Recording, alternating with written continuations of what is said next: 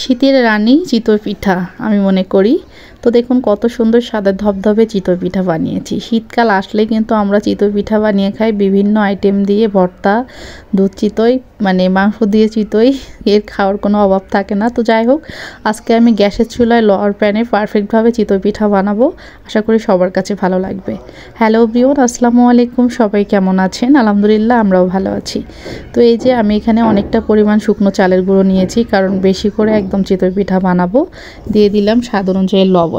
তো আমি যেহেতু চালের গুঁড়ো বেশি নিয়েছি, এই জন্য আমি ওইভাবে পরিমাণ বলতেছি না, যার যেমনটা চালের গুঁড়ো থাকবে সেই পরিমাণ অনুযায়ী দিয়ে দেবেন। তো এখানে আমি ফুটন্ত গরম পানি যখন একটু হালকা ঠান্ডা হয়ে যায়, মানে হাতে সবে আবার সবেও না, তেমনটা পানি এখানে আমি দিয়ে দিলাম। আবার এমনটা ফুটন্ত দেবেন না যে দেওয়ার সঙ্গে এটা একটা ড্রো হয়ে যাবে, এমনটা যেন না হয়। তো এই যে সুন্দরভাবে কিন্তু দিয়ে আমি এটা ভালোভাবে নেড়েছি, এটা রেস্টে রেখে দেবো 20 মিনিটের জন্য, নিম্ন 20 মিনিট। আর হাতে যদি সময় না থাকে তারপরেও 10 মিনিট রাখবেন। তারপর আমি এটা হাত দিয়ে ভালোভাবে মথে নিচ্ছি। এক পর্যায়ে মথার পরে এটা কিন্তু সুন্দর একটা আঠা আঠা ভাব চলে আসছে। আঠা আঠা ভাব কিন্তু যত আসবে পিঠাটাও তত পারফেক্ট হবে। তো তারপরে এখানে আবারও আমি গরম পানি দিয়ে একটা মানে পাতলা ড্রো বানিয়ে নিয়েছি। তো নেওয়ার পরে এই যে দেখুন প্রথম পিঠাটাই কতটা সুন্দর হয়েছে। তারপরে আবার দ্বিতীয় পিঠাটা দিয়ে দিলাম। দেওয়ার পরে দেখুন কতটা সুন্দরভাবে ফুলকো ফুলকো পিঠা হচ্ছে।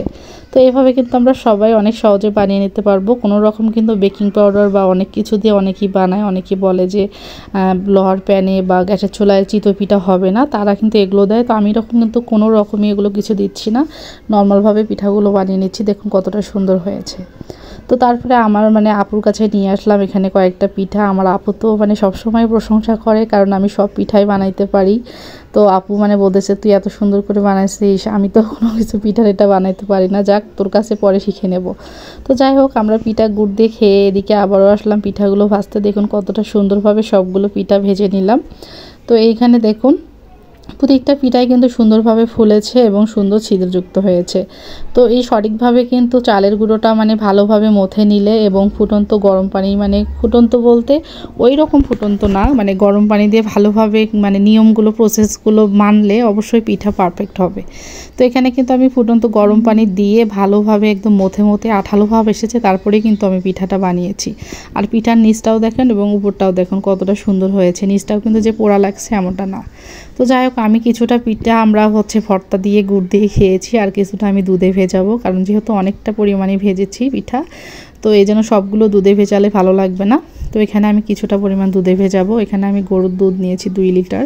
2 লিটার দুধের মধ্যে আমি এখানে পরিমাণ অনুযায়ী চিনি দিয়ে দিলাম, আর কিছুটা চিনি আমি এখানে ক্যারামেল করে নিচ্ছি, যেন কালারটা একটু হালকা লালচে আসে। আমি দুধ চিতই পিঠা সবসময় মানে সাদাটাই বানাই, সাদাটাই ভালো লাগে। তো আজকে ভাবলাম যে হালকা যেন একটা সুন্দর কালার দেখা যায়, তো এই জন্য সাবধানে ক্যারামেলটা করে নিচ্ছি। ক্যারামেলটা কিন্তু পোড়া গেলে একদমই ভালো হবে না, আর তিতা লাগবে, স্বাদ একদমই নষ্ট হয়ে যাবে। এটা অবশ্যই সাবধানে করব।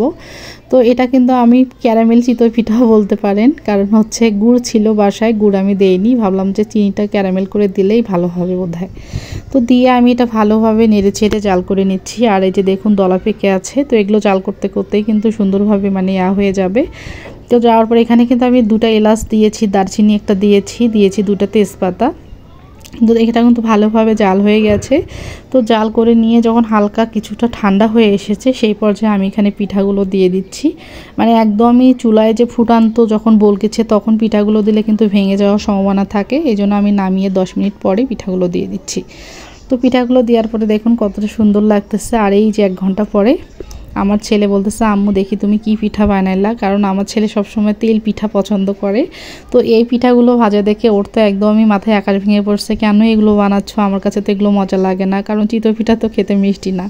তো যখন এই যে দুধে ভিজায় ওকে দেই, সে তখন অনেক মজা করে খায় এবং প্রশংসা করে যে হ্যাঁ এখন তো মিষ্টি লাগতেছে বা মজা লাগতেছে এটা বলে। তো দেখুন 1 ঘন্টা পরেও তারপরেও কিন্তু কতটা সুন্দর সফট হয়েছে। তো সে খাচ্ছিল আর ভালো বলতেছিল আর কি।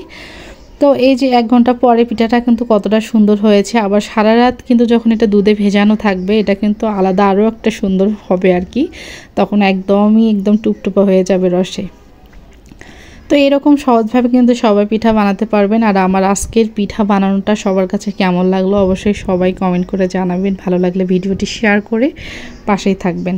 তো সবার উৎসাহ ভালোবাসা পেলে কিন্তু আরও আমার ভিতরে উৎসাহ জাগে যে আরও ভালো কিছু করি, সবার কাছে ভালো কিছু বানিয়ে শেয়ার করি।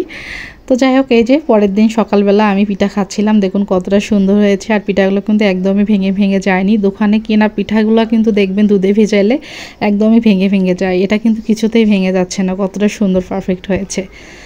তো কেমন লাগলো অবশ্যই সবাই কমেন্ট করে জানাবেন। সবাই ভালো থাকেন, সুস্থ থাকেন, এই কামনায় শেষ করছি। আল্লাহ হাফেজ।